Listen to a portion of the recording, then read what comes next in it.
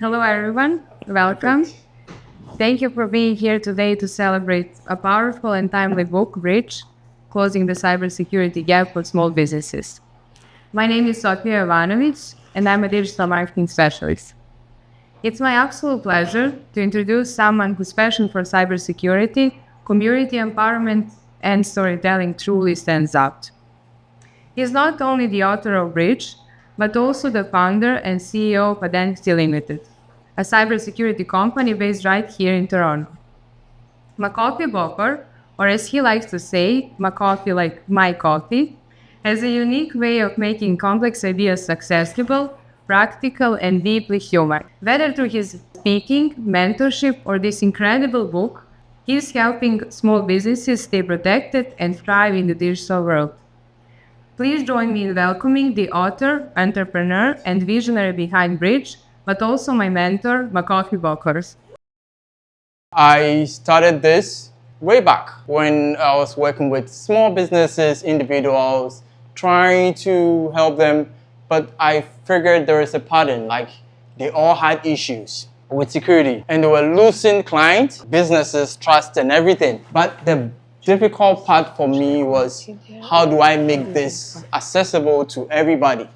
And this is hard because cybersecurity is hard to read about. If you read anything on cybersecurity, you might not understand it. So I try to break it down and make it interesting so that we can all understand.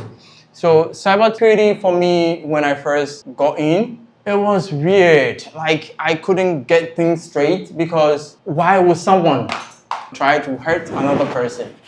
But that's people. And if we don't take this into consideration, we might lose a lot. It's been hard these days where individuals are trying to start a business, like a little thing, and then you lose everything. It can be very hard. When I started this book, I used my relation with African proverbs and then Canadian case studies, so more like the fabric, so that it can make it accessible for everybody, and then break it down into storytelling, ways that you can relate to. So my history working with small businesses, startups, and the school board exposed me to a lot because with the school board, I can do a lot in less time because I had to go through a lot of computers. Get your 10 years experiences within a few because you've been doing it over and over and over. At first, it was hard for me because I wanted to grow like FedEx, very fast. But nothing is that fast. You have to go through, understand the processes, and then look at how clients and people are relating to it and try to make it interesting. Like, because you can never have fun doing something repetitively without bringing yourself into it. All these things with my experiences, I like to talk to you about cybersecurity. Someone might ask, what is this thing? What is cybersecurity? It is a digital lock on your online services. You wouldn't leave your doors open, but you leave your passwords, the same passwords, you keep it the same for every device, which is bad. And I've seen people keep their passwords in notebooks, which is good, but then it's bad. Because if you have a little one and he plays with that book, or you have a pet and then he messes up the book, everything is gone. One other thing is passwords. Like, how do you create passwords? Do you just do the 1, 2, 3, or you reverse and do 8, 9 to 1? It can be hard. Like, what I do is I use something like a twinkle, twinkle, little stars, and then I change the T to a plus. I change the I to a 1, and then the A to an @ sign, and then keep the spaces. You know, I'm not giving you my password, so what do you do after all this? You know about cybersecurity, you know how to create passwords. What's next? Because cybersecurity is not a product, it's a practice. It's something you do repetitively every time. So I inform people that, hey, upon all this knowledge, pull up the calendar and schedule. Every 30 days, you have to change your passwords. Or if you're convenient with every week or every 2 days, keep changing. It's like the cost of stealing data, they can do everything to get one password. And you don't want to know what they think like. when they get your password.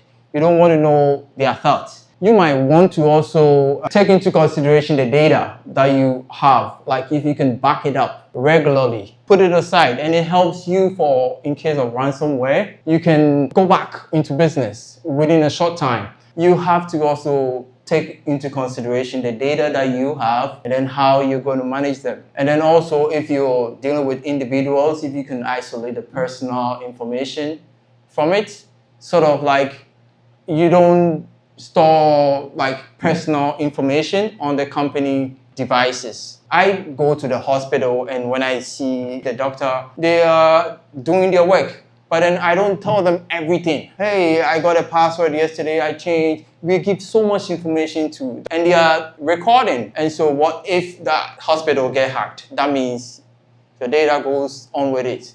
And medical information is very vital. It has everything. If we can have audits of what we do, like checking, how are you doing with your passwords? How are you doing with your data? Where are you storing them? When they are not in use, do they have passwords on it? Or they are just in a notebook somewhere? Can they be in a locker? So you have to find innovative ways of protecting people. We might say, okay, this is not my issue, it's someone else. But then everything that affects you affects me. Your happiness is my happiness. If your business is booming, I can, be a manager one day there. So how are you helping each other? Take it a little bit more serious. Protect people, protect yourself, protect companies. And then with that, you can go a little bit further and then maybe make the world a better place. The main reason why we are here is to initiate safety. So more protection, more help for each other so we can grow.